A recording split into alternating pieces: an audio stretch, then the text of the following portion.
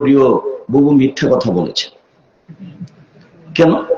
আল্লাহর নবী ঋতুর কারণে, হাইজের কারণে যে রমজানে ছুটে গেছে সিয়াম, এইগুলো করার জন্য অনুমতি দিতেন। বাকি জীবন যেদিন পারবে সেদিন করবে, মরে যাবে। আল্লাহ রাসূলের পক্ষ থেকে অনুমতি আছে।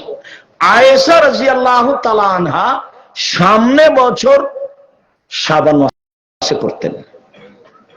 কতদিন পরে গিয়ে করতেন?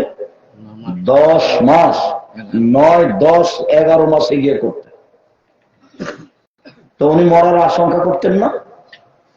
ওনার সবসময় প্রস্তুতি থাকতো, আমার স্বামী আমাকে কি বলে, আমার স্বামী আমাকে তার প্রয়োজনীয় কথা বলবে, আমি তখন বলবো আমি সিয়াম আছে, এটা আমি বলতে চাই না। তো আমি তাহলে কখন হাইজের সিয়াম থাকবো? যখন তিনি বেশি বেশি সিয়াম থাকেন, বেশি বেশি সিয়াম থাকেন। তিনি কখন বেশি বেশি সিয়াম থাকেন? শাবান মাসে।